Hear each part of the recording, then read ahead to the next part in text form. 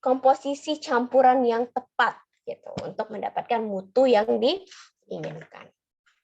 Kayak gitu ya. Nah, untuk mendapatkan mutu yang diinginkan tentu harus menggunakan ya material-material yang berkualitas juga, yang sesuai dengan standar gitu ya.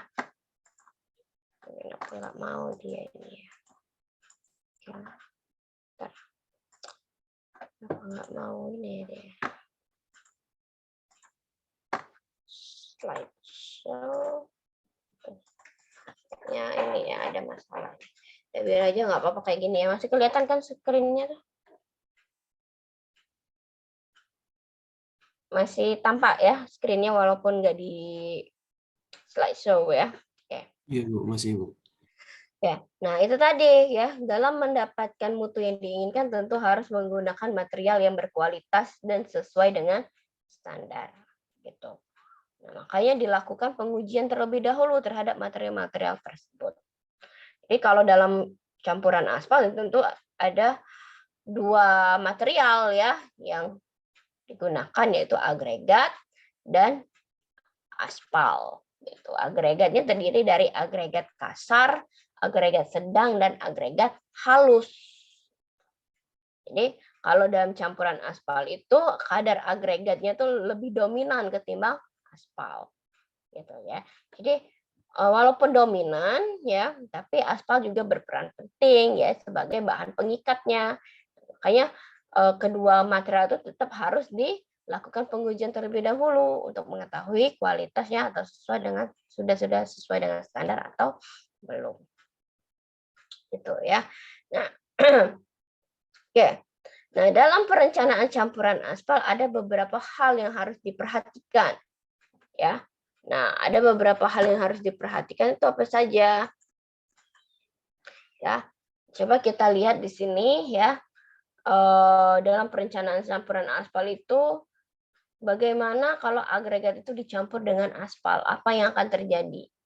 Nah, itu hal yang paling mendasar dulu ya, apa yang terjadi antara agregat dicampur dengan aspal. Terus bagaimana pengaruh gradasi itu ukuran butiran ya, ukuran butiran dari agregat ya. Pengaruh ukuran butiran atau gradasi dan kadar aspal pada syarat campuran. Jadi apa pengaruhnya kalau ukuran butiran agregat itu dengan kadar aspal pada campuran? Misalkan apakah dengan ukuran yang seragam ya, itu campuran aspalnya apakah dapat mencapai nilai stabilitas dan flow yang sesuai gitu, atau sebaliknya gitu kan, itu terlihat. Terus apa tujuan dari membuat job mix formula? Nah, job mix formula ini dalam perencanaan campuran aspal penting ya. Nah, itu tadi dalam JMF itu untuk menentukan komposisi campuran. Komposisi campuran. Gitu. Ya, komposisi campuran itu hanya jumlah bahan yang digunakan. Itu harus ada nih, ya. Itu harus ada ya job mix formula kalau kita mau membuat campuran aspal. Terus apa prosedur untuk tes Marshall? Tes Marshall ini adalah tes untuk mengetahui nilai stabilitas dan flow dari campuran aspal yang dibuat. Ya. Stabilitas itu apa maksudnya? Nilai stabilitas itu adalah nilai yang mampu ya, maksudnya itu nilai yang mampu ya dipikul oleh aspal, campuran aspal itu ya dalam memikul apa beban gitu, beban lalu lintas agar tidak terjadi apa deformasi atau kerusakan gitu ya. Nah, jadi nilai stabilitas itu ada angka yang menunjukkan baraknya berapa sih kekuatan campuran aspal yang dibuat ini mampu menahan beban lalu lintas gitu ya. Nah, kita lihat dulu ya apa yang terjadi kalau agregat itu dicampur dengan aspal. Pertama yang pasti kalau agregat dicampur dengan aspal, aspalnya cair ya, aspal cair bukan aspal yang masih dalam keadaan dingin gitu. Ya, pasti akan terjadi pengikatan ya, pengikatan satu sama lain gitu. Di mana di sini aspal itu berfungsi sebagai bahan pengikatnya ya. Terus rongga-rongga agregat ada yang terisi aspal dan ada pula yang terisi udara gitu. Terdapat juga rongga antar butir yang terisi udara dan terdapat lapisan aspal yang ketebalan tergantung dari kadar aspal yang dipergunakan. Jadi intinya apabila terjadi pencampuran antara agregat dengan aspal pasti terjadi pengikatan satu sama lain. Gitu. Ya, intinya di situ. Nah, terus apa pengaruhnya nih? Ya, pengaruh dari ukuran butiran agregat ini pada syarat campuran. Jadi kalau untuk mendapatkan lapisan aspal yang baik, itu harus ada 4 syarat yang dipenuhi. Pertama, nilai stabilitasnya, nilai durabilitas, fleksibilitas, dan tahanan geser. Jadi untuk mendapatkan nilai stabilitas, itu durabilitas, fleksibilitas, dan tahanan geser itu ya kita harus ini kan menyatakan mutu ya, nilai stabilitas, durabilitas, fleksibilitas, dan tahanan geser. Itu ada standarnya gitu. Jadi untuk mendapatkan lapisan aspal yang sesuai dengan mutu yang kita ingin, tentu harus dipenuhi nih nilai-nilai tersebut. Nah, apa yang mempengaruhinya? Ya, salah satu pengaruh dari ukuran butiran agregat. Ukuran butiran agregat dan kualitas dari agregat dan aspal yang dipakai. Gitu. Ya. Nah, gimana kita bisa mengetahui kualitasnya? Ya dari pengujian material, ya, pengujian material, terus dan juga disesuaikan ya ukuran butiran agregatnya. Nah, jika kita memakai ukuran gradasi yang rapat, itu akan menghasilkan kepadatan yang baik. Berarti memberikan nilai stabilitas yang baik juga, tapi dari segi kelenturannya kurang. Akibat tambahan pemadatan serta aspal yang mencari akan memberikan tahan geser yang kecil. Ya. Jadi kalau gradasi rapat itu sebenarnya bagus ya, maksudnya itu ukuran butiran agregatnya itu yang rapat gitu. Jadi bervariasi maksudnya ukuran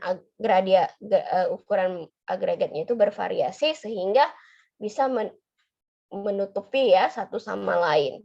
Jadi rapat gitu. Ya, jadi ada yang besar, ada yang kecil gitu. Jadi yang besar itu, yang kecil itu nanti akan mengisi rongga-rongga yang di antara yang agregat yang besar. Jadi kalau misalnya menggunakan gradasi rapat itu akan menghasilkan kepadatan yang baik. Berarti nilai stabilitasnya atau nilai yang mampu menahan beban lalu lintas itu ya stabilitas. Tapi kalau dari segi kelenturannya kurang ya dan bisa juga akan memberikan tahanan geser yang kecil. Tapi kalau juga menggunakan gradasi terbuka akan diperoleh kelenturan yang baik tapi stabilitasnya yang kecil gitu ya. Nah, ya. Terus pengaruh terhadap kadar aspal. Nah, apa pengaruhnya kalau kadar aspalnya terlalu sedikit? Itu bisa mengakibatkan lapisan pengikatnya antar butiran berkurang, gitu ya. Nah, jadi akan terdapat banyak rongga, ya. Kalau pengikatannya kurang akan terdapat banyak rongga udara sehingga mudah diresapi, gitu ya. Nah, kadar aspal yang terlalu sedikit mengakibatkan lapis pengikat juga cepat lepas dan nilai durabilitasnya berkurang. Gitu. Terus kadar aspal kalau yang terlalu tinggi bisa mengakibatkan kelenturan yang bagus, tapi dapat terjadi bleeding. Ya, bleeding itu ibaratnya pemisahan antara butiran ya. Sehingga nilai stabilitas dan tahanan gesernya berkurang. Ya. Jadi kalau kadar aspal yang mana yang bagus? Ya, kadar aspalnya yang sesuai gitu.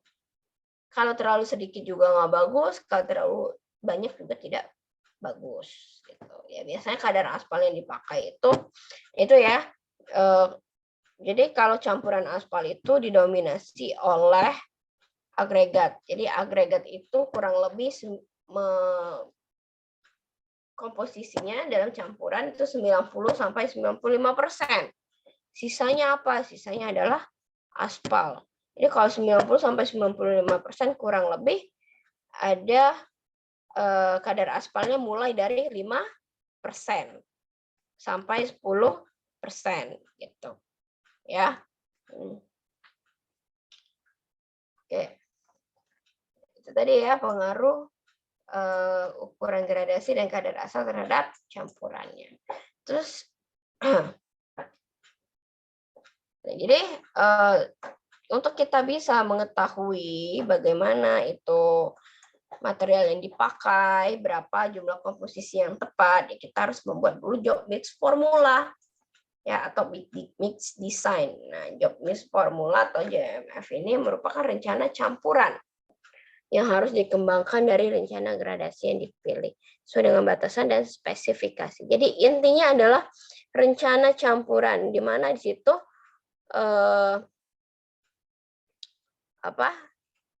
kita mau menghitung komposisi yang tepat ya sesuai dengan spesifikasi, batasan spesifikasi. Sehingga harus memenuhi beberapa syarat. Nah, syarat untuk membuat JMF ini pertama, kadar aspalnya cukup untuk memberikan kelenturan. Terus nilai stabilitasnya cukup memberikan kemampuan memikul beban sehingga tak terjadi deformasi. Ya, deformasi itu atau kerusakan ya. Seperti jalannya berlubang, ya jalannya ambles, gitu kan. Tahu terjadi keretakan, nah itu ya. Terus kadar rongga cukup memberikan kesempatan untuk pemadatan tambahan akibat beban lalu lintas berulang dan flow dari aspal dan bisa memberikan kemudahan kerja sehingga tidak terjadi segregasi ya. Oke. Bentar ya. Oke. Nah, jadi setiap kali mau membuat ya campuran aspal itu udah pasti harus kita membuat juga job mix formulanya. Ada beberapa pengujian ya aspal itu yang harus dilakukan.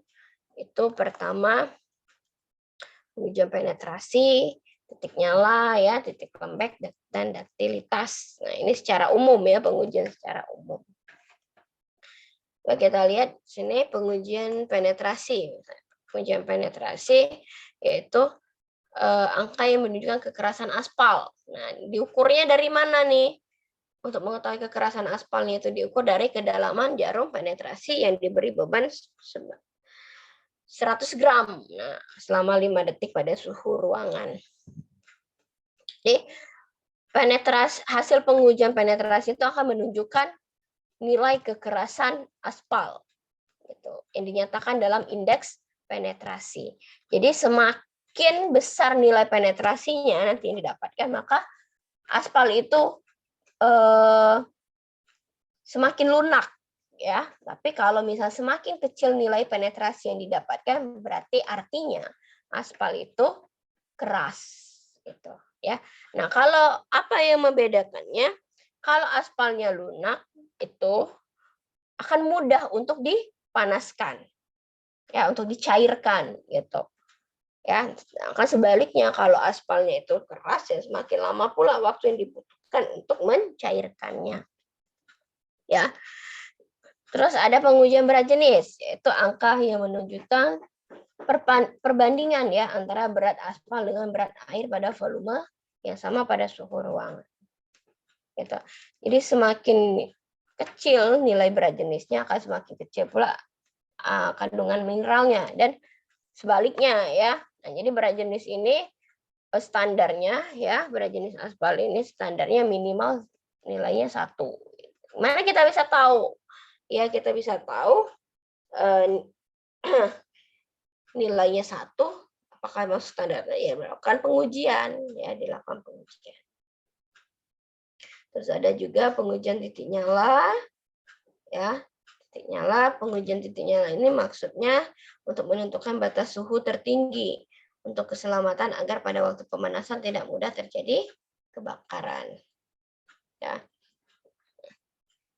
Karena kalau misalnya suhunya, kalau misalnya aspal itu ya mudah sekali suhunya tinggi sampai 200 derajat, itu bisa mengakibatkan ya terjadinya ya bisa menimbulkan percikan api seperti itu, sehingga itu ya aspalnya berarti tidak kurang tidak safety lah ibaratnya kalau dipakai gitu.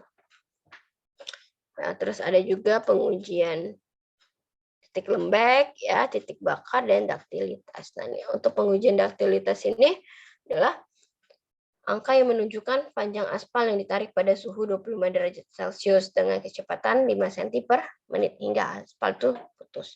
Jadi ada pengujian daktilitas itu untuk tujuannya untuk mengetahui apakah aspal yang digunakan itu lentur atau tidak. Jadi gimana untuk dia dinyatakan lentur atau tidak? Jadi kalau misalnya aspal itu ditarik dengan alat daktilitas itu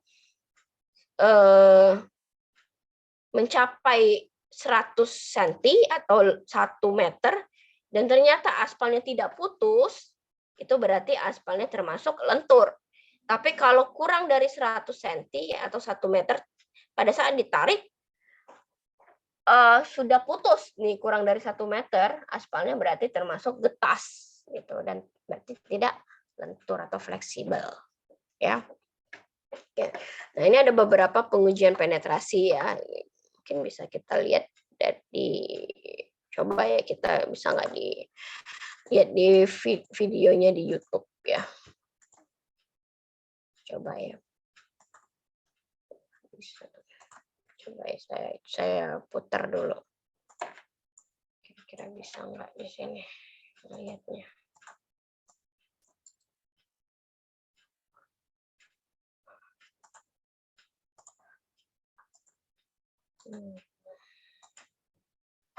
Kita lihat dulu ya.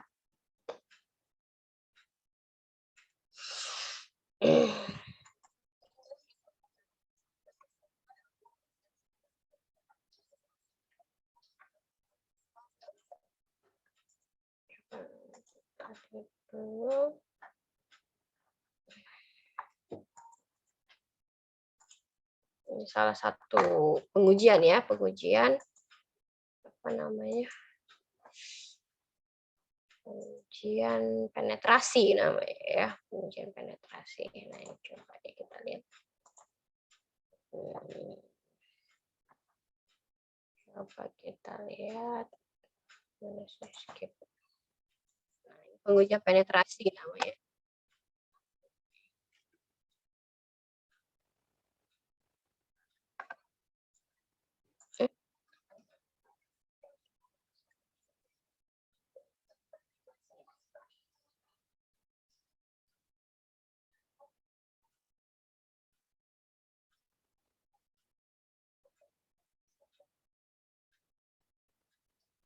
Mohon maaf Bu, tidak ada suaranya.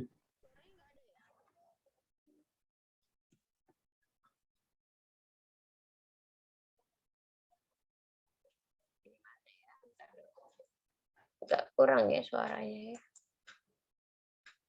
Lihat, enggak. Kedengeran ya. Bu, maaf Bu, di dekat ada tulisan yang Ibu tulisan you are viewing screen sharing itu ada kayak bentuk huruf speaker Bu. Nah itu diklik speakernya biar nggak silang lagi. Coba Bu.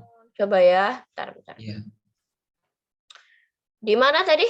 Di tulisan yang hijau-hijau yang dekat screen share itu Bu, yang di atas. news share itu ya? Bukan. Bukan, ada tulisan you are viewing. Screen itu ya? Iya, yang hijau yang sebelahnya dekat view option Bu. Kalau di Ibu mungkin. You are screen sharing. Terus ada bentuk kayak bentuk speaker gitu nggak Bu? untuk suara gitu di dekat situ di bawah-bawahnya. Yang di tulisan hijau itu di atas nggak ada ya? Nggak ada sih kalau di sini ya. Oh, oke. Kalau yang UR screen sharing ini nggak ada sih bentuk speaker. Izin Boleh coba dibantu ya. mungkin di awal share screen-nya itu Ibu belum centang untuk share sound-nya juga, Bu. Pas mau share screen-nya tadi. Itu di bawah itu ada tulisan share sound-nya, Bu. Yang di mana? Ibu ulang share screen-nya dari awal, Bu. Nanti share screen ulang dari Zoom-nya itu ada share sound-nya juga untuk Bu. Oke. Nah ya, coba ya share screen ya. Iya, Bu. Screen. Share screen. Oh, share sound ya maksudnya. Oh, Iya, Bu. belum saya centang ya, Iya, benar-benar. Bu. Oke, makasih ya. Saya juga baru tahu.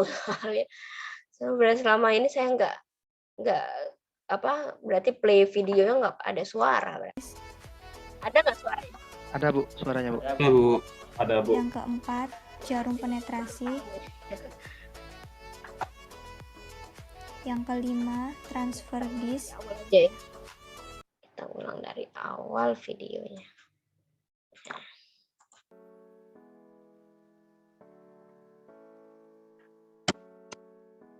Assalamualaikum warahmatullahi wabarakatuh. Berikut ini adalah praktikum bahan perkerasan jalan, yaitu penetrasi aspal. Alat dan bahan. Yang pertama ada cawan benda uji dan aspal. Ya, aspalnya tuh dicetak ya dalam cawan. Yang kedua ada termometer. Dari cawan tersebut penuhnya itu. Yang ketiga bak perendam atau bejana perendam berisi aquades. Yang keempat jarum penetrasi. Yang kelima transfer disk. Dan yang terakhir ada alat penetrometer. Alat penetrometer namanya ya untuk alat penetrasi. Itu arlojinya nanti menunjukkan angka penetrasinya. Ya. Langkah-langkah pengujian.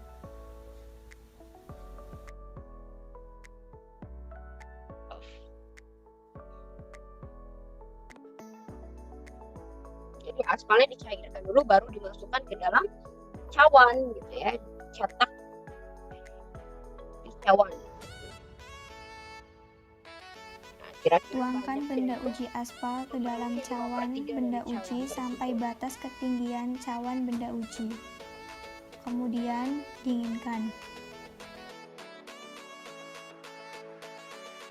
Terus didinginkan dulu. Ya, sudah didinginkan itu dilakukan pengujian ya penetrasi dalam Atur suhu suhu ruangan ruangan ya menjadi 25 derajat. 25 derajat Celcius.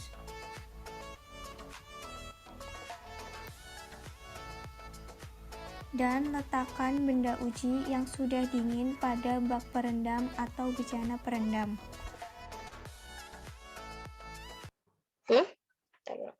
Berhenti.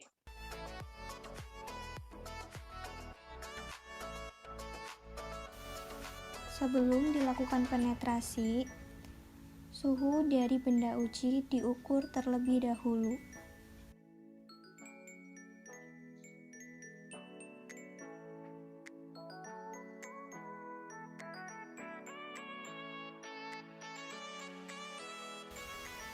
Kemudian letakkan benda uji pada transfer disk. Dan rendam cawan benda uji dengan air dari bak perendam. Kalau pengujiannya itu nggak harus direndam ya. Mungkin ada ya. Setelah itu letakkan pada alat penetrometer. Yang penting dia tuh Pasang jarum penetrasi pada alat penetrometer. Turunkan jarum secara perlahan sampai jarum menyentuh permukaan benda uji. penetrometer. Kemudian atur angka 0 pada arloji penetrometer.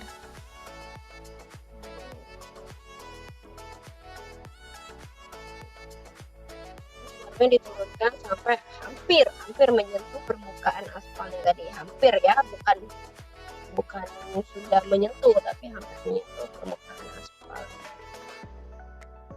Lalu diturunkan jarumnya selama 5 detik. Ya, Segera lepas Nanti pegangan awalnya jarum selama waktu yang menunjukkan disyaratkan angka. dan tekan tombol start untuk memulai penetrasi aspal. Nah, selama 5 detik nih. Nanti dibaca tuh berapa angkanya di situ. Itu baru 1 titik.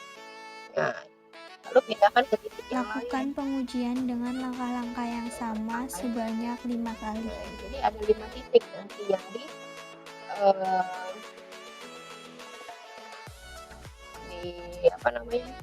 turunkan jarumnya. Jadi hitung berapa rata-rata dapat penetrasi. Kira-kira seperti itulah ya. Kemudian penetrasi aspal untuk mengetahui nilai kekerasan aspal. Gitu. Ya. Nah, oke. Nah, ada beberapa sih pengujian. Ini salah satu pengujian ya. Ada beberapa pengujian yang itu dilakukan nanti di lab. Kalau misalnya kalian sudah praktek lab ya, nanti kalian akan dapatkan juga itu ya pengujian-pengujian seperti itu ya. Ini biasanya lab bahan 2 ya kalau pengujian aspal ini. Kalau lab bahan 1 itu beton. Coba ya kita lihat di video yang lain. Ini satu lagi ya, pengujian daktilitas namanya. Untuk mengetahui nilai kelenturan aspal ya. Nah, daktilitas ini untuk mengetahui nilai kelenturan aspal. Coba ya.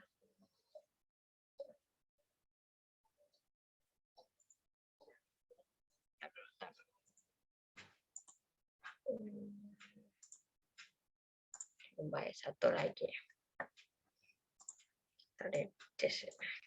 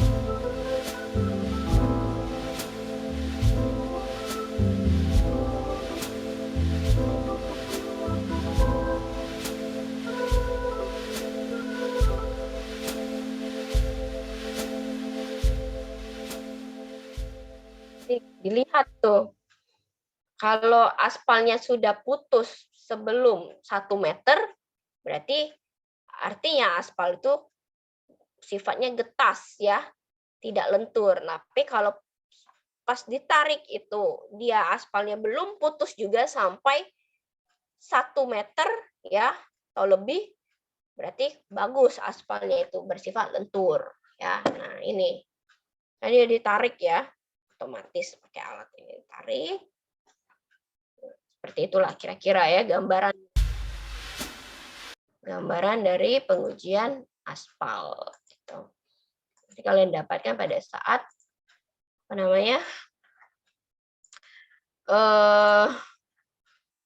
praktek ya, praktek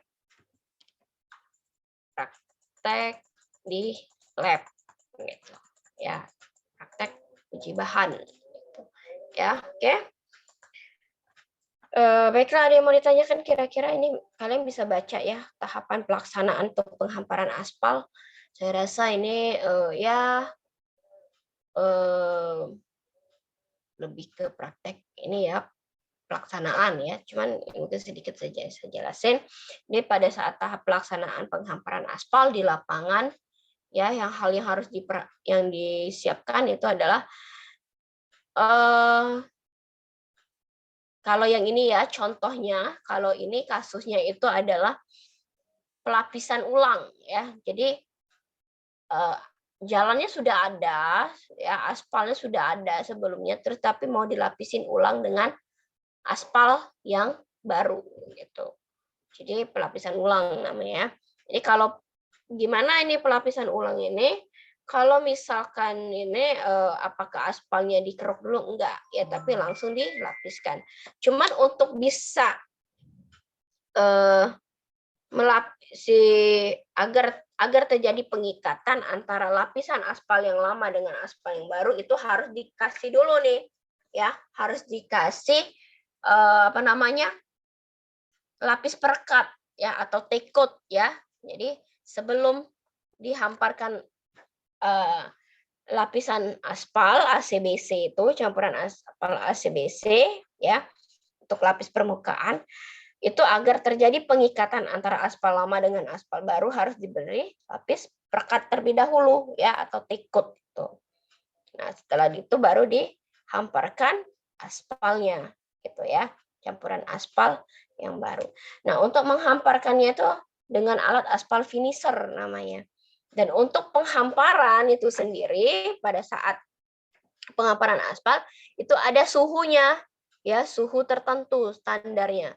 Jadi kalau menurut referensi itu ada yang referensi ya minimal 100 derajat panasnya pada saat dihamparkan sampai 130 derajat. Tapi ada juga yang bilang referensi yang mengatakan minimal 120 derajat gitu.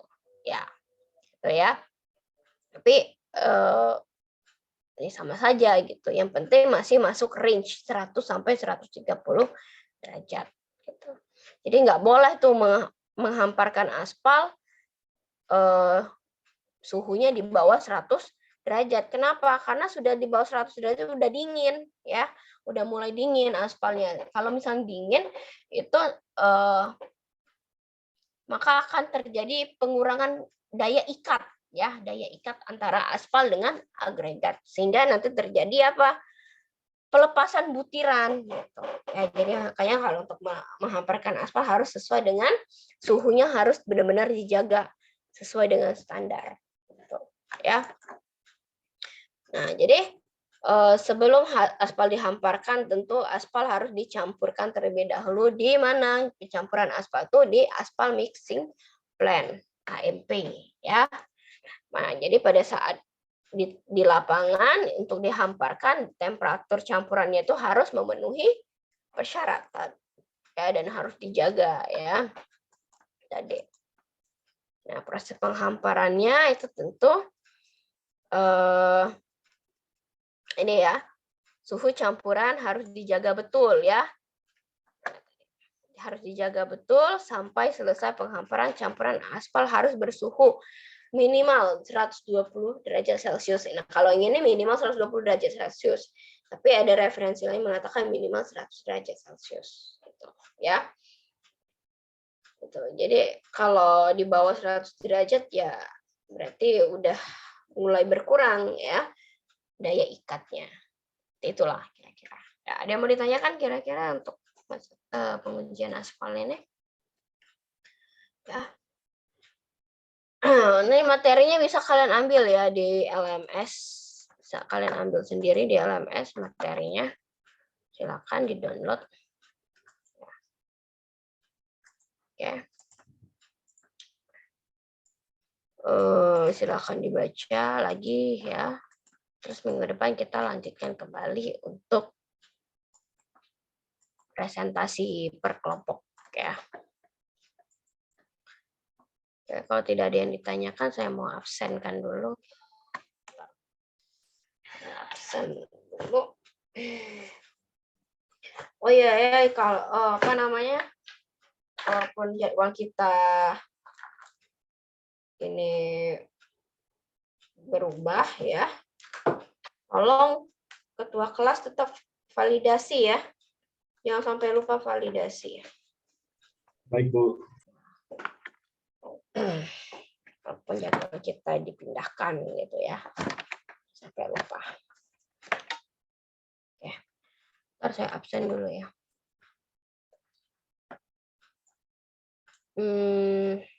Absen hari ini. Agung ada? Agung Rahmatullah. Hadir, Bu. Ananda? Hadir, Bu. Anissa? Hadir, Bu.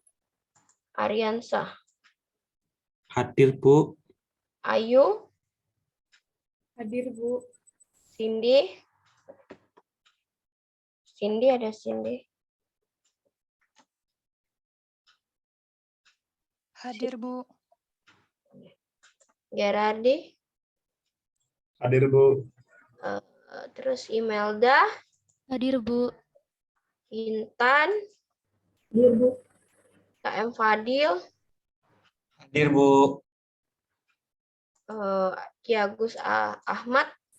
Hadir, Bu. Muhammad Attillah? Hadir, Bu.